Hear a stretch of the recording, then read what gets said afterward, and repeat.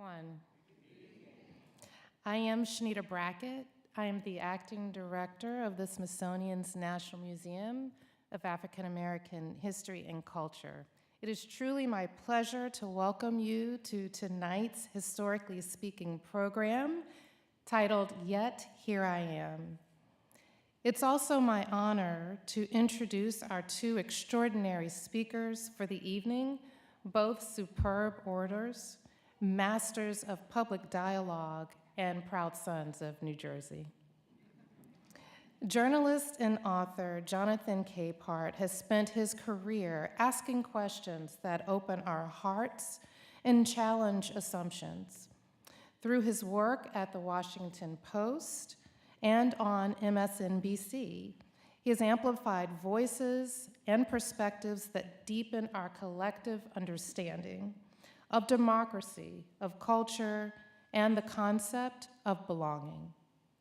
Joining him is someone who laid the very foundation for this museum, and he continues to guide the Smithsonian with vision, presence, commitment, and grace. Lonnie G. Bunch III, the 14th Secretary of the Smithsonian.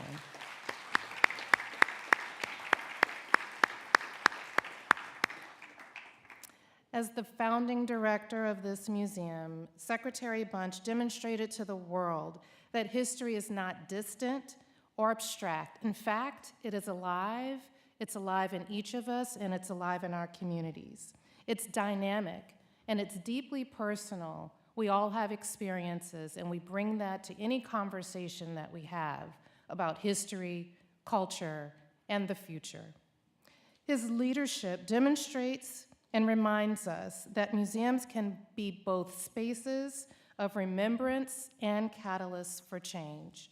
So whether you have been with us since the museum first opened to the public nearly 9 years ago, we just celebrated our anniversary, or if you visited just recently, thank you for being a part of this community of learners, thinkers, and believers in the power of storytelling.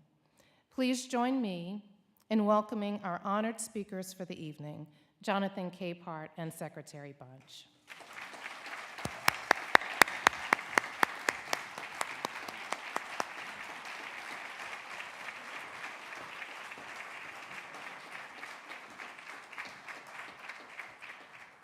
Holy smokes. Wait, I was told by friends who've done book tours to savor every moment, so I'm going to savor every moment and get the photos. Okay, all right. begin. Let me know when you're ready. I'm ready. I'm ready. I'm ready. Well, I can't tell you how pleased we are to be with you tonight. And Jonathan, thank you so much for doing this. There is something very special about being able to sort of sit and chat with you about what I think is one of the best memoirs I've ever read. It's pretty spectacular. I don't say that just because we're Jersey boys, although that does count. Right. But I think that for me, what is so powerful is that this is a book that is timely, candid, and ripe with truth and complexity. And so thank you for doing that. And I guess, let me just start by asking you, there are a lot of times in one's life when you decide to write a memoir, to write an autobiography. Why now for you, and why this book? Well, first, I think I keep going in and out. Dr. Bunch, although I call you Lonnie, I can't call you Lonnie in public. Dr. Bunch, thank you. I'm not sure why I'm going in and out, but thank you very much for the invitation to be here. I was gobsmacked when you said we should do something at the museum. I'm gobsmacked that we are here. This is such an honor for me, so thank you very much for this. This goes all the way back to the first Trump term, when what we were dealing with and reporting on at the time were things we'd never seen before. And so I decided I needed to get off that merry-go-round and get out of my head the stories that had been circulating up there for years about my childhood. And particularly my childhood was, spent in Newark, New Jersey, going to Catholic school, And then going down south for the summer, I would spend the first 12 summers of my life going down south to my mother's parents' house in rural North Carolina, where my grandmother was a Jehovah's Witness. So Catholic during the school year and Jehovah's Witness during the summer. And the stories going with my grandmother, going into the homes of these people who may have been a generation removed from Reconstruction, maybe 2 generations removed from actual slavery, and seeing them, being in their homes, seeing what they had on their walls, which usually was what I call the Holy Black Trinity, Kennedy, King, and Christ. Right. And the lessons that I took from that. And so one day in early 2017, I just decided I'm gonna sit down and write. And I called it Down South. And I just started writing and kept writing all weekend long. And when I finished, I sent emails to friends, take a look at this. And people wrote back and said, this is really good. You should keep going. And 3 friends in particular were adamant that I keep writing. Tamron Hall, April Ryan, and Joy Reid. And April Ryan in particular, whenever she saw me out anywhere, she would say, how's it going on the book? Are you still writing? You still need to write. You need an agent? You need a publisher? You need to do it? You need to do it? I was like, April is always so reserved. Yeah, is she, April, are you here? Ooh, I'm gonna get her. Because she texted me saying, we wanna go. So they came back to me and said, you must keep going. Tamron said, you must tell your story. People need to hear this. And so I kept going. Well, let's talk about the 2 things you talked about. One is, one of the things we share is that we both spent summers in Northampton County. You in Severn, me in Woodland, so about 10 miles away. I'm older, so therefore they actually made me pick cotton. So once I did that for a half a day, I said, graduate school. Really clear. But I think that I'd love for you to talk a little bit more about the lessons you learned witnessing with your grandmother, and also a little bit more about the fact that in some ways we both grew up, both born in Newark, but grew up in white spaces, and predominantly white spaces. And that shaped, basically based on what you've written, it shaped who you are. So can you talk a little bit about both of those? So when people hear about Jehovah's Witnesses, it's usually from comedians who talk about Jehovah's Witnesses from an urban context where you don't see them coming. You just hear a knock on the door and it's like, oh no, it's them. With Jehovah's Witnesses in the South and in the rural South, and particularly with my grandmother, you literally see her coming. And she drove very slowly. And so her car would come up the driveway and we would go and we would, Grandma would be in her simplicity pattern sack dress and her wig cocked just right. And I would be, probably in little khaki pants and a little red polo. We would go, my grandmother would make her sales pitch. Are you interested in receiving everlasting life? They would say yes or no. Who says no to that? So many people. Okay. So many people. And but the great thing about Grandma is that she would just take it in stride. Okay, well, bye-bye. And then we'd get back in the car, slowly drive to the next place. But the interesting... Another mic. Okay, I'll even take a handheld. That's what's coming. Out.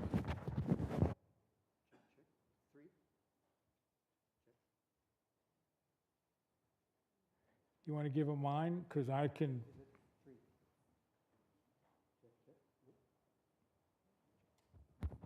Check, check. Something's interfering. Sorry. You're linked up on your, looped around. Got it.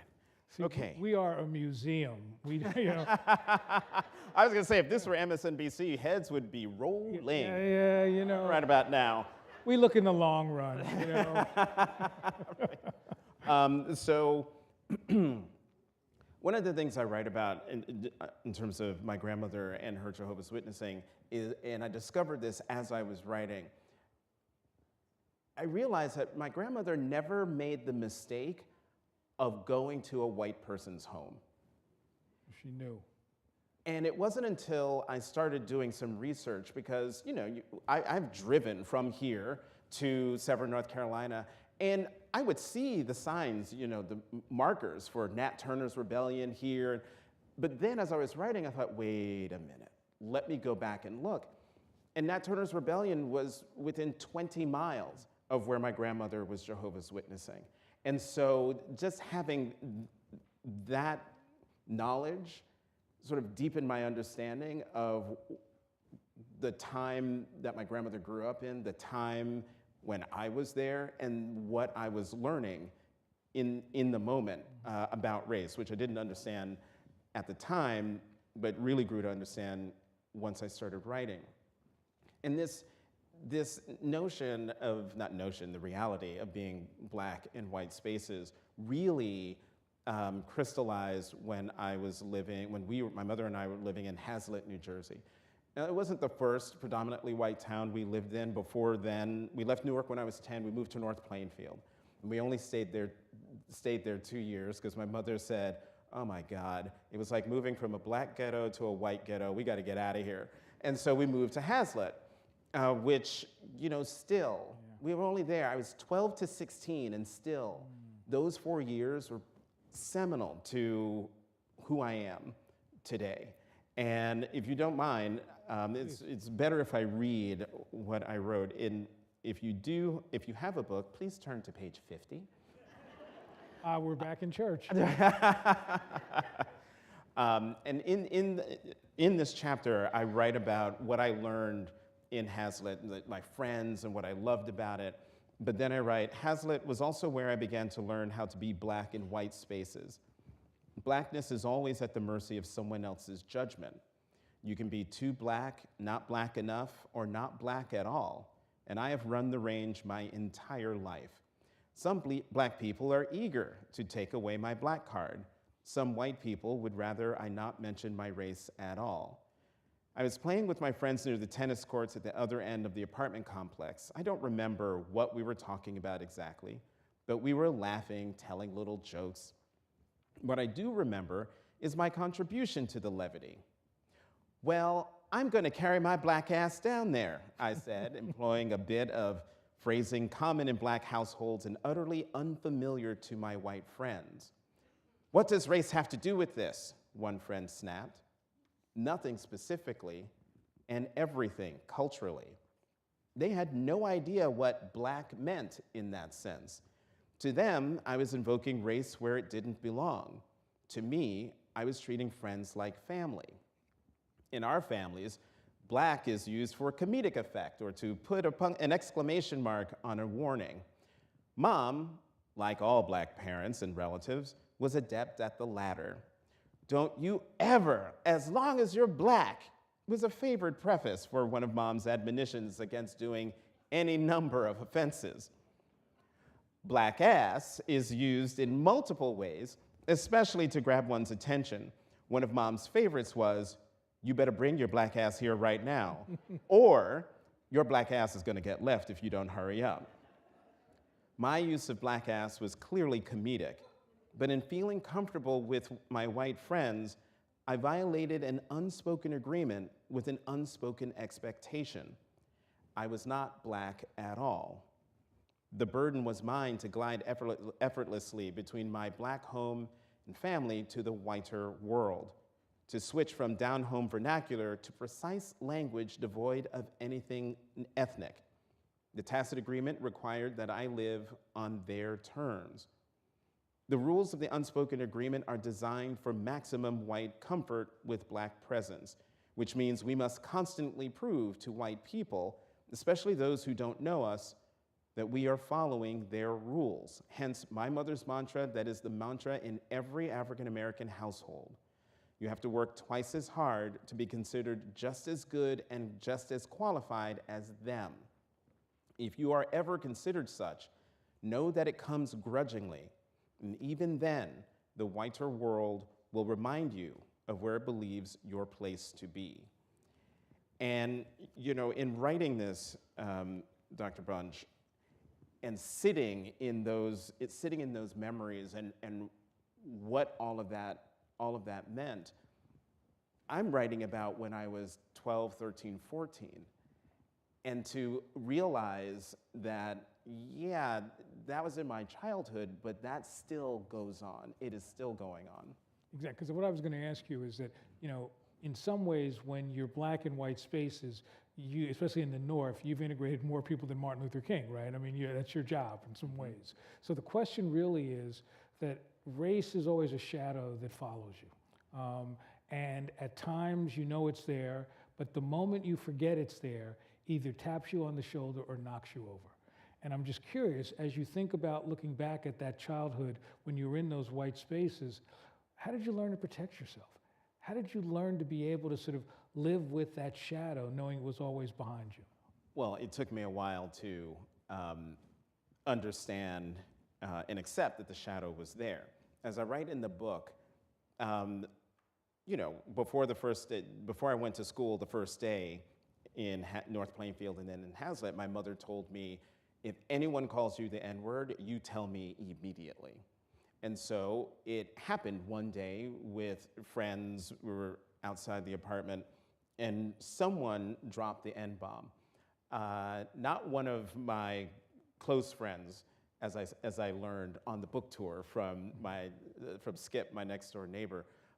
He thinks he knows who it was. And I run inside and I told my mother.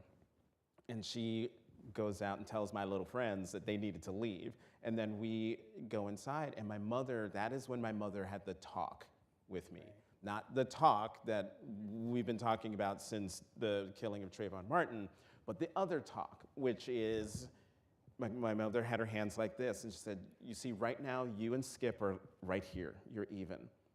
But as you two get older, Skip is going to rise.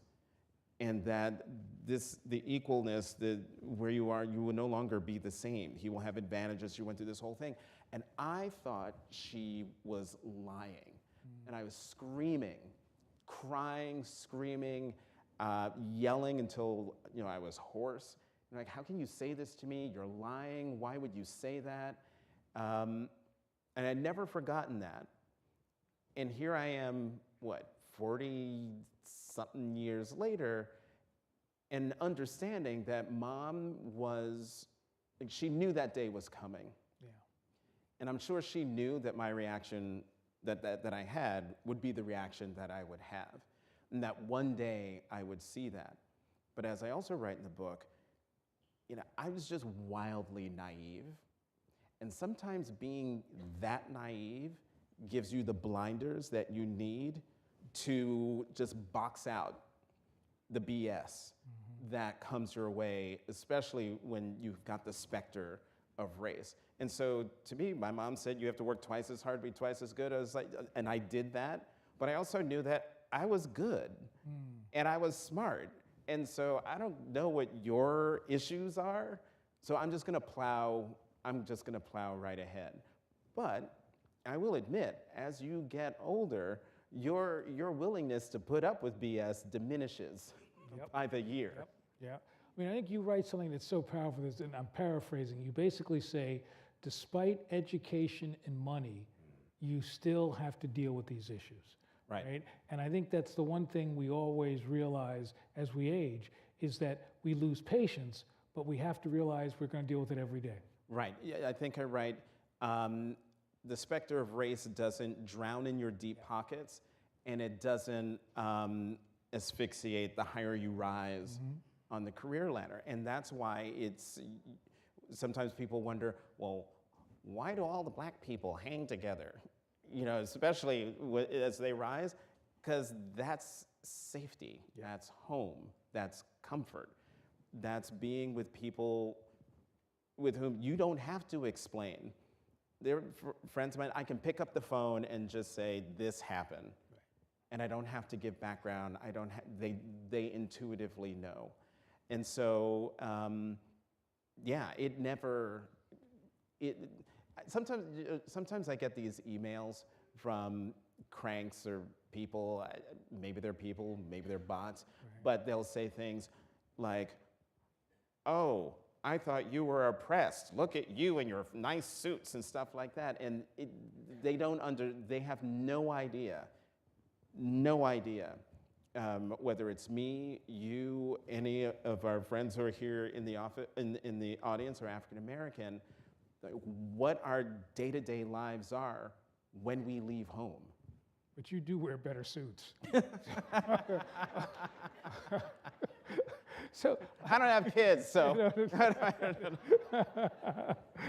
So one of the things that I think is so interesting to me as I read your book is your search for a sense of place, right? Your search for, was it Carleton College? Was it the sort of being a summer intern? Talk a little bit about that search for place, that search for home that you were looking for, and how did places like Carleton play into who you became?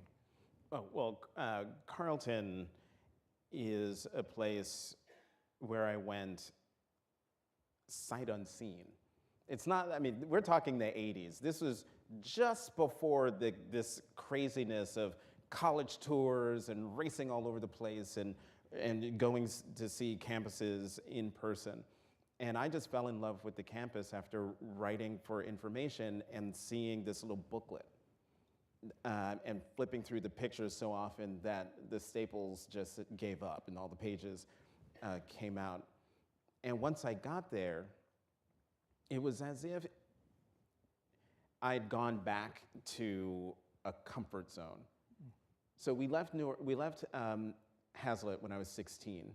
My mother remarried, and so my junior and senior years in high school were spent back in Newark at St. Benedict's. So I've gone from a predominantly white space to predominantly African American and Latino, all boys school, academically rigorous, St. Benedict's Prep, fantastic school.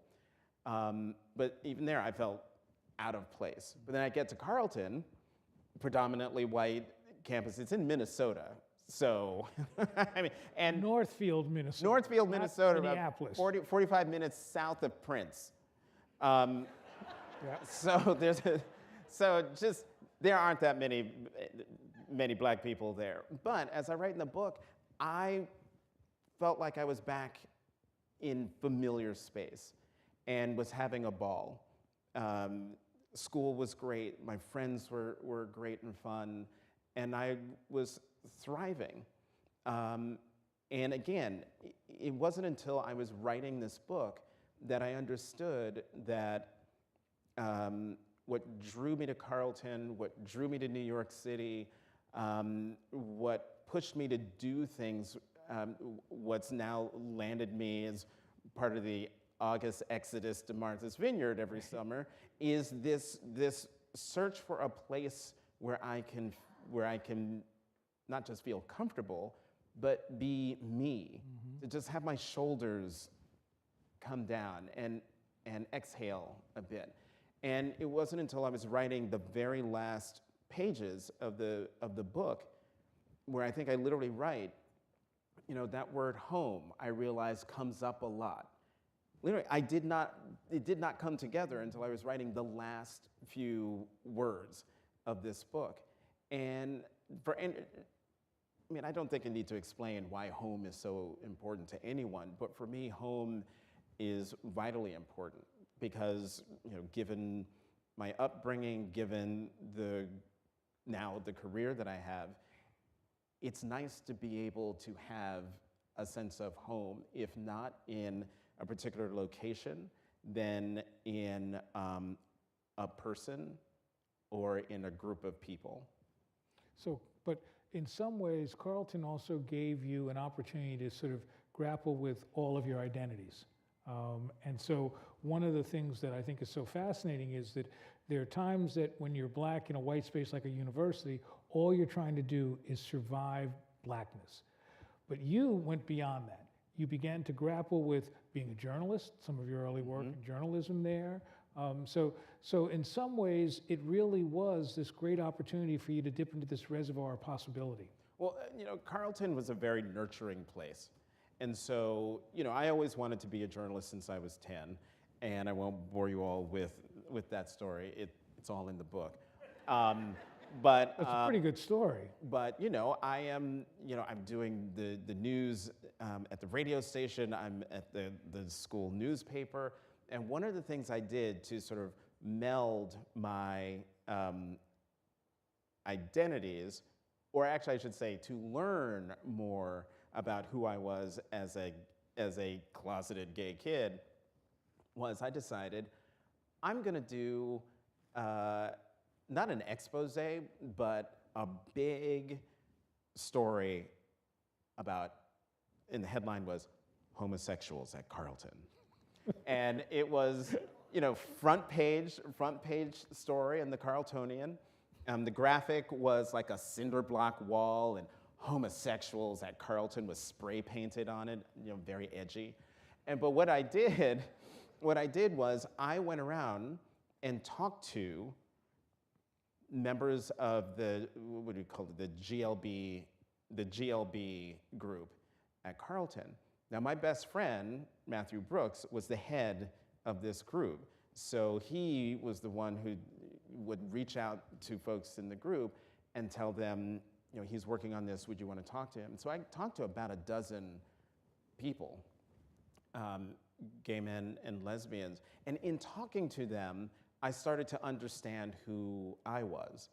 And so I recorded the interviews, I transcribed them, I changed the names. But in doing that, I found another community. And contrary to popular thought, I was not one of the people in my own story. There were a lot of people who thought that I was one of the unnamed sources. That is not true. And so being at Carleton in that time, and especially where, my best friend, Matthew Brooks, again, someone who was home to me. We talked every day. First call, last call. As I write in the book, there'd be times we're in the dining hall. We don't say a word to each other, and yet we've had an entire conversation just by glances and looks and like that. Which if you ever find a friend with whom you can have those kinds of nonverbal conversations, you've got a good friend. When you left Carleton, suddenly there was so much that went on in that kind of first couple years, finding jobs, moving back with your mom. Sort of, what was it about the draw of New York City that really brought you to the city, but also gave you all these opportunities? Is that a rhetorical question? It's New York. Hey, I'm a Jersey kid. I don't know about New York. Well, no. Well, so I'm a Jersey kid too, but New York, just from either watching Saturday Night Live or as a news nerd watching WNBC with Chuck Scarborough and Sue Simmons, Jack Cafferty. I'm really dating myself here, and being a news nerd who had an uncle. My uncle McKinley Branch worked at NBC. He was not in television. He was an electrician, and so from time to time he would let me come into the building, and I would run around the 6th floor, looking, for the television studios and sort of hanging around until someone noticed, like, what are you doing here? And seeing all these people that I would watch on television. And so from a very early age, I wanted to be a news commentator, as I called it, and I wanted to be in New York. And so, again, here's how the worlds meld. The day I had my Carleton interview, it was in New York City at the Hilton, which is 3-4 blocks up from 30 Rock. So I called my uncle at 30 Rock and said, I'm just up the street, can I come visit? He said, sure. I get there. And as I get to where the shop is, he says, you're just in time, I have some work to do in the nightly news office. So, and he says, do you want to come with me? That was a rhetorical question. So I go with him thinking I'm going to meet John Chancellor, Garrick Utley, Tom Brokaw, again, dating myself. And I get there and there's nobody there, except this one woman sitting at a desk. She's eating a bagel, reading one of the tabloids and drinking coffee. And I worked up the courage to ask her questions. And I said, excuse me, do you work here? And she said yes, and she told me her name, Ann Skakeltarian, and that she worked at Knightley. And then she asked me, so what do you want to be when you grow up? And I said, well, I want to be Moscow correspondent, and then do that for a few years. Then after that, I'm trying to decide if I should go to London or the White House. But if I go to London, then I definitely want to go to the White House, and then I want to come to New York and be anchor of the Today Show. This is 40 years ago this year that conversation happened. And so my uncle comes back and he says, okay, time to go. And I thanked Ms. Tarian for talking to me and answering my questions. And she said, wait a minute. This is way before the internet. She pulled out a notepad, the NBC logo on it. She wrote the name Kay Bradley and her phone number and ripped the page off. And with a flourish, she goes, here, get yourself an internship on the Today Show. The following year, I got that internship and then went back for a second summer. And so when you have this dream of living in New York, and then you end up, if not living in New York, but you're working in New York, and you're walking the streets of New York, and although I didn't know how to use the subways to get from Penn Station to 30 Rock, so I walked. This is why my husband complains that I walk really fast. This is why. Because I would walk from Penn Station to 30 Rock to get on set at the Today Show by the 7:30 open. You had to walk fast. I had to walk fast, and so I wanted to see how everything worked. So for me, New York started out as a dream. Then it became a place where it was a reality. And then, after college and then moving to New York and the series of jobs, I then became a part of New York in ways that I never anticipated, but in ways that I dreamed of living a New York life. I didn't anticipate the kind of New York life I got to lead. But as you think about New York and what you did, I'm very fascinated. One of the things in your book that's really interesting is how you navigated these career moves and these career choices. I mean, in some ways, there are a lot of people who, come to New York and get an internship or get a first-time job and not clear where to go next. You've really sort of strategically navigated how to do this. How did you get to that? I don't know. Okay. I just did. I always had a goal, and the goal was I want to be in this business. And so what's the best way to do that? The number one thing, the book, there are lessons sprinkled throughout the book. One of them I just alluded to in the story about Ann Skakeltarian, and that is when someone asks you what you want, tell them. You never know. Right. So she asked me, I was a kid, so I literally answered the question she asked me. Fast forward maybe 20 years, this must have been yes, this was in 2000. So 25 years ago, this past July. We had won the Pulitzer at the Daily News, and the myth is you win the Pulitzer, your phone rings off the hook with job offers, and you go someplace else. That did not happen to me and to my colleagues on the editorial board at the Daily News. So I just started talking to people about, well, how should I be thinking about this and what should I do? And one friend was insistent, you should talk to Bloomberg. And I was insistent in saying, no, it's financial news. I don't write about numbers, not for me. Finally, after the third time, I said, okay, fine. Just link me up with the people, I'll go. So I set up a meeting with Matt Winkler, was the editor-in-chief, the founding editor of Bloomberg News, and we set a date. Everything that could go wrong went wrong that morning. It was raining. I did not have the appropriate suit. I did not have the appropriate shoes.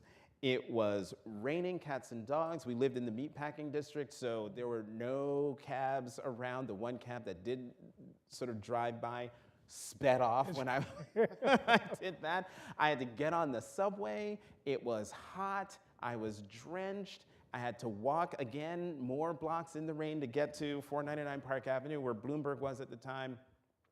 I was 20 minutes late, but I used a new technology called a cell phone to let them know that I was going to be late. Get off the elevator. There's Matt Winkler in his bow tie. He gives me a tour of Bloomberg News. Again, I'm thinking this is an informational interview. Gives me a tour, sits down, and he says, "So what do you think?" And I said, "About what?" And he said, "About working here." And I said, "Oh, no. This is economics, it's financial news. No." And I perceived, because we have not discussed whether indeed he was mad, but he struck me as being rather angry. And so he looks at me and he says, "Well, what do you want to do?" And then he sits back in his chair and folds his arms and stares at me. And I was like, "All right, well, I don't even want to work here. I'm just here as a courtesy. Bump you. So I'm just gonna tell you what I think." So I said to him, I looked him dead in his eye and I said, "I want to write a column once a week and go on television and talk about it like I do right now." I said it just like that too. And then I sat back and folded my arms and stared at him because I had a job that I loved.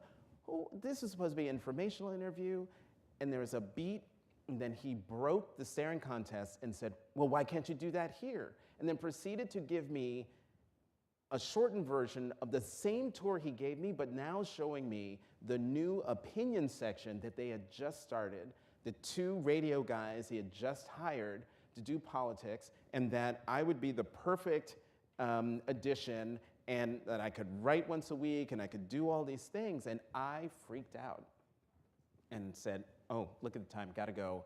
Our board meeting is starting," and I ran out of there. He got back in touch with me and he said, "I've got it. Jonathan Capehart, national affairs columnist, Bloomberg News." By the end of the week, I had a new job and tripled my salary at the time. I mean, so again, remember the lesson is when someone asks you what you want, tell them. Most of the time when people are asked the question, they shy away because people's dreams are beaten out of them. They're beaten out of them by negative comments, by weird looks, by things. When people are sharing that much of themselves, you're highly attuned to the reaction that you're getting. And so little by little, people have their dreams squeezed out of them. And so whenever I see, especially young people, I will ask them, "What's your dream job?" And I can always tell the person who actually knows what their dream job is, but they shy away from saying it. And I go to that person, "No, you know what it is. Tell me." And I make them say it out loud. Because once you say it out loud, you've given it life. And so when someone asks you what you want, you tell them because I have learned at least 2 times that I've told you that when someone asks you that question, you tell them because you never know what it could lead to. And for me, it has led to incredible things in my life. I never wanted to be secretary, but I guess,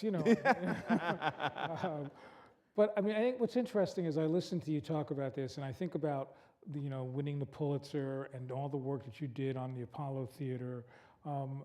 You must have met some really interesting people as you were grappling with all of that work in Harlem. Were there people that were completely memorable to you? Lots of people. One person who was pivotal was the Reverend Al Sharpton.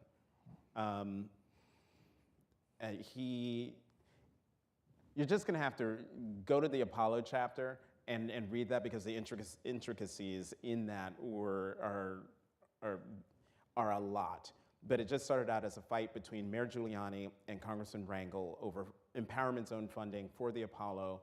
We read about it on the editorial board. We took a tour up there, and looked around and thought, this place is a dump. What happened?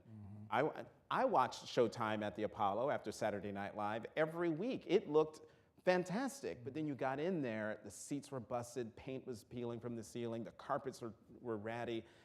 So we started asking questions, and that led to a series of editorials about the Apollo.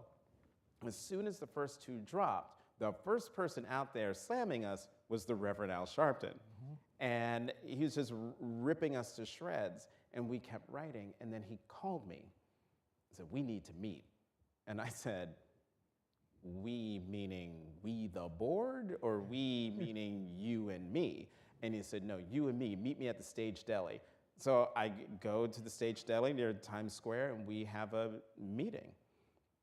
And we have a conversation about why we were writing about the Apollo. And it had nothing to do with sort of the political myth that was out there, that we were doing it for other reasons. And he said to me, after I gave him my little Apollo speech, he said, I believe you, and I won't talk about it again. And he held true to that, and then became a fantastic source. But that was not the first time I met Reverend Sharpton. By then, because we hated each other. We hated each other from the beginning.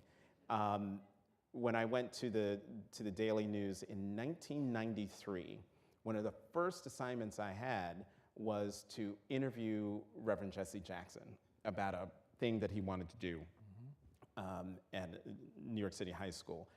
And I know we have to go to Q&A, but can I read? Please. Can I read this, because this is one of my favorite stories. Hey, I built this place. Read what you want.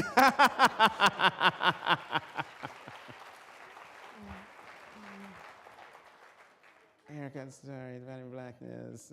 What am I to do? Mom and unicorns, Christmas. Sharpton story.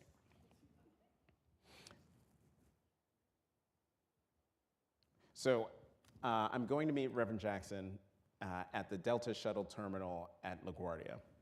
So having flown the Delta Shuttle during my Today Show researcher days, I knew there were conference rooms not too far from the gates, and I secured one upon my arrival. And then I waited. I scanned all the arriving passengers from the surrounding gates for Jackson's familiar face. What I learned that day was that arriving shuttles let travelers deplane from the back and walk the tarmac to baggage claim on the lower level. That's where I found Jackson, but he wasn't alone. The Reverend Al Sharpton was there with him. His James Brown-inspired hair was as impressive in person as it was on television. Sharpton looked and acted like the bull in a china shop. His every utterance on behalf of African Americans, the poor, victims of police brutality and racism, no justice, no peace, was meant to rattle the status quo. Wherever the flames of racism licked in the 5 boroughs, Sharpton seemed to be there to watch them, fan them, tamp them. I wasn't a fan.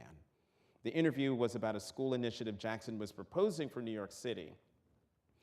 Now was my chance to talk to him face to face. But just as I was positioning my tape recorder in place, Jackson complimented my suit. I told him that it was the first designer suit I bought since graduating college. Then Sharpton said something unintelligible that sounded like, "Wakana Sugawa." I asked him to repeat his query in the hopes my ears would get accustomed to his rhythmic street preacher cadence. "Wakana Sugawa," came the reply. What I heard was still unintelligible, but I took it to mean, what kind of suit is that? I was so proud of that suit. A double-breasted navy blue with widely spaced pinstripes and peak lapels by Christian Dior, which I found on a rack at Joseph A. Bank somewhere in New Jersey. Whenever I wore it, I felt like $1,000,000. Whenever I wore it, people took notice. "Oh, it's a Christian Dior," I told Sharpton in what I envisioned as the prelude to my getting into all the details about what I liked about my purchase. Then, clearly, and with precise diction. Sharpton said, "No, I asked you, what college did you go to?" My face radiated with the heat of humiliation. My eyes were surely the size of saucers. My designer-clad body was frozen. I broke the awkward silence when I replied, "Carleton College." Sharpton and Jackson burst out laughing. Each tried to outdo the other with a joke at my expense. "I went to the College of Pierre Cardin," said Jackson with a chuckle. "I went to the College of Yves Saint Laurent," Sharpton said, as the two prominent preachers dapped, pointed fingers, and slapped the table, which I prayed to disappear. Ha ha, very funny. Let's get started.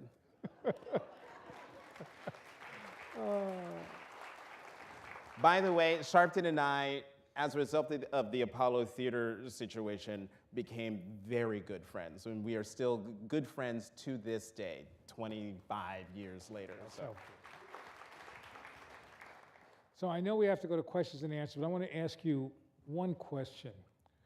You know, we're going through a difficult time. There have been changes at the Washington Post and many places. What gives you hope? Oh, that's easy. I mean, every day is a horror. It seems like every hour is a horror. But, and I'll resist reading from the book one more time. It's the last page and a half. And it's about how I was reading during Trump won, Professor David Blight's fantastic biography of Frederick Douglass.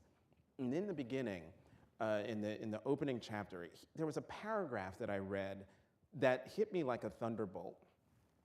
And it was basically a survey of Douglass's life, how he was born in slavery, escaped, became one of the greatest orators this country has ever seen, world famous, saw the end of slavery, fought for women's suffrage, saw lots of things that he pushed for and fought for that he won. But what Professor Blight also pointed out was that he also lived long enough to see it all reversed by the president, the courts, and Congress. Now, that doesn't sound like a happy tale, but think about the context in which I was reading that paragraph as a free, out gay, black, married man with the jobs that I have in the United States. And that taught me in that moment that, as you well know, Professor, Doctor, that history is not linear. It is cyclical. And that as bad as things are now, they are not nearly as bad as they were during Reconstruction and Jim Crow, as they were during slavery. And so for me, what gives me hope is that we, as a country, for every 5 steps forward, there are 3 to 4 steps back, maybe 5 steps back, but we still inch our way forward. How could I not be optimistic about this country just from my own life? You know, I can't remember if we were talking about it. Yes, you brought it up at the beginning, how when you were in North Carolina, you actually did have to pick cotton. Yeah. And that is, you're alluding to something that I write in the book, that when my cousin Rita and I were running around in the yard in the 70s, in the summer in North Carolina, carefree, running through the sprinkler and stuff like that, we didn't realize that we were the first generation in our family that didn't have to pick cotton. We all think that history is history, but we are surrounded by people for whom history was their lived experience, and they are still here. And so that is why I am optimistic. We will get through this. It will be rough. It'll be like the roughest airplane ride you have ever been on, the kind that goes up and down and sideways, and the overhead bins open and the stuff falls out. But we'll land. We will get there. You just have to hold faith in our country, in your fellow Americans, and quite honestly, do your part to uphold the founding ideals of this country. The men who wrote our founding documents were extremely flawed men. But they put something down on paper that continues to make this country a beacon for the world. And it is our job to ensure that those words remain alive. Know your history. I've got a few questions from the audience, 37 of them. How many? 37, but we only do 20. Okay. While reading your book, I was struck by how personal it is. How did you determine what should be public and what remains private, especially in an era when everyone seems to share everything online? Yeah, that's how I know I'm from a different generation. You don't need to know everything. It was very important for me to be personal in this memoir and to be vulnerable. My friend Richie Jackson, who wrote the book Gay Like Me, he told me, put yourself on every page. And this was while I was writing. But it was two biographies that autobiographies that came out basically 20 years apart. The first one was Katharine Graham's book, Personal History. I read that book and I thought, the most powerful woman in American journalism, one of the most powerful women in the country, and she puts down on paper her fraught relationship with her mother, her vulnerability after her husband committed suicide and having to run the Washington Post, not knowing whether she was doing any of the right things, the battles with the White House. I thought, I like this. I really feel like I'm seeing someone and getting to know someone I wouldn't otherwise get to know. Fast forward, Charles Blow's book, Fire Shut Up in My Bones, was also another very personal memoir that resonated with me and also allowed me to understand, no pun intended, the fire that fueled his New York Times op-eds. After reading Fire, I understood, okay, this is where it comes from. And so I thought, if I write a book, those are my two muses. And then Richie was the one who was saying, you are doing the right thing, put yourself on every page, because when you do that, someone will gravitate to some part of your story. They don't have to be Black, they don't have to be gay, they don't have to be in journalism, but you will reach people. And that has always been my goal. I wanted to share my story as just a way of showing people that, you're not alone. Maybe parts of my story are parts of your story, and maybe in some of the lessons that I give in the book, maybe they can be rungs on a ladder that you need to read, you need to see to give you that extra oomph.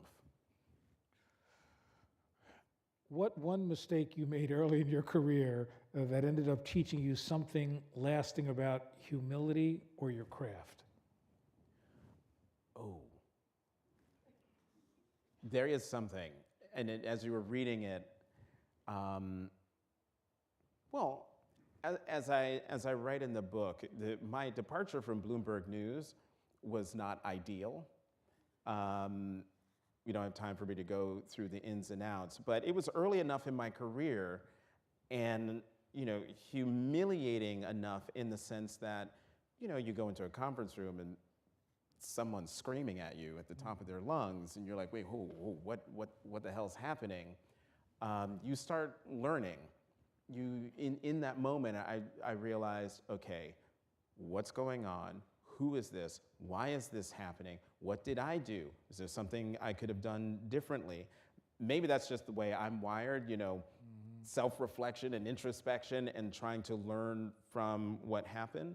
But as you'll read in the book, for every couple steps forward, there have been some slides back. And what I learned is it's not the successes and, the happy times that push you. It's those moments of failure. And that's another thing that is sort of implicit in there. Do not be afraid of failure. It is going to happen. The key thing is, what do you learn from it? What lessons do you take from it? And how do you bounce back? Can't wallow in setbacks. Can't wallow in your own failure. What are you doing to get yourself up off the mat and get back on the road to whatever it is you want to do? I think that's so well said, because in some ways, for me, history gives me that. I can dip into history and say, okay, this has happened, we can overcome this. Or I've screwed up, but there's hope for somebody else. So I think that the notion of basically facing your flaws are crucially important. But also, as you said, picking yourself up, which is the hardest thing to teach. Yeah, that's really Right. hard. So What? oh, I thought it was you. Was that me? No, what? All right, last question for you. As a writer and commentator, you navigate between facts, opinions, and personal experiences.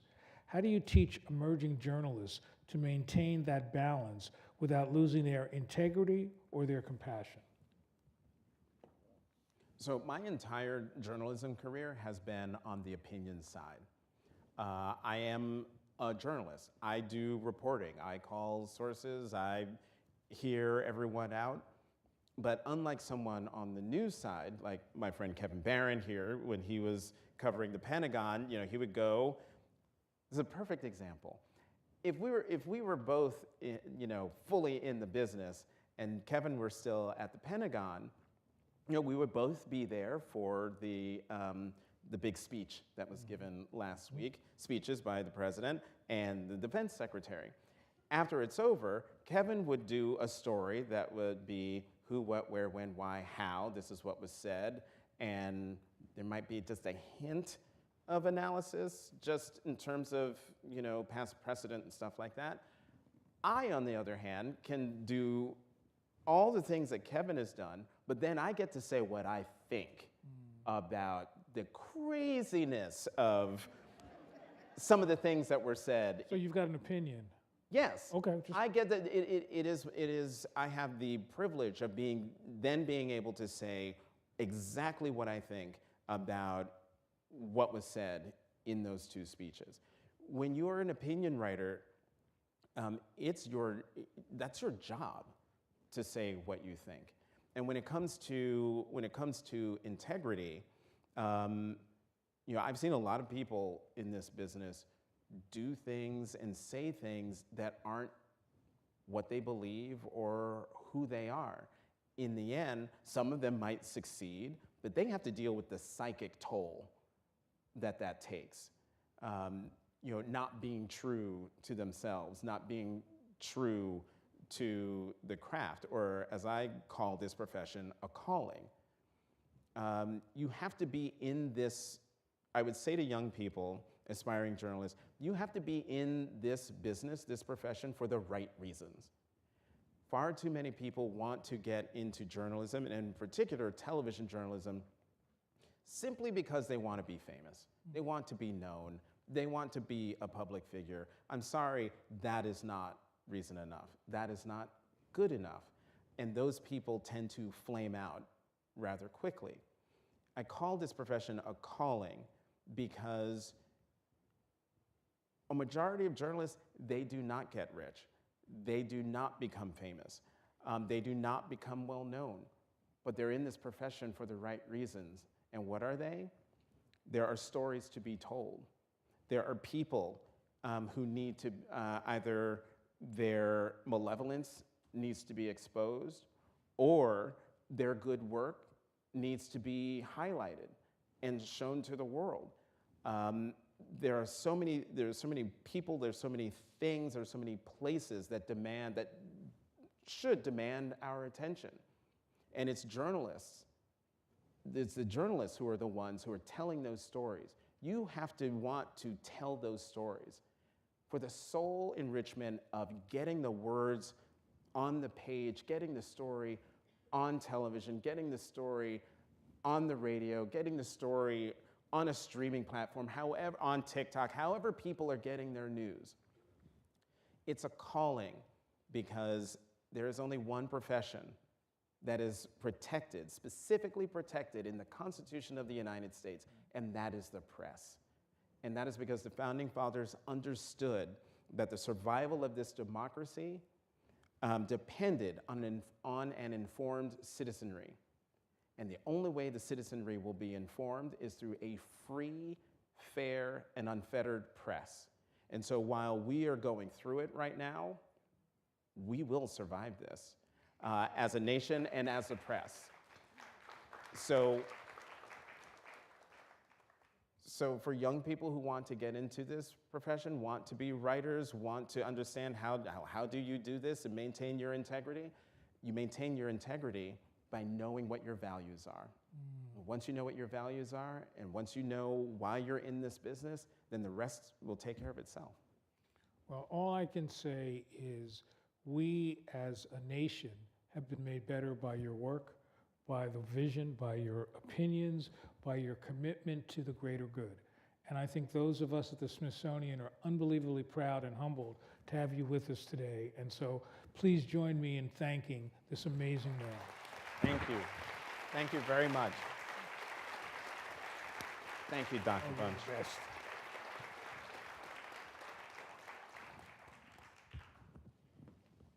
Good evening, everyone. Good evening. I'm Leslie Walker, the Assistant Director for Public Programs here at the museum, and thank you so much for joining us for this wonderful and phenomenal conversation. As Jonathan stated, if you want to learn more about his life, you have to buy the book. So you all are in luck. So right outside the concourse doors of the theater, we have a reception and an opportunity for you to purchase books in which Jonathan will participate in a book signing. So thank you so much for joining us, and we hope you enjoy the rest of the evening. Take care. Thank you all very much.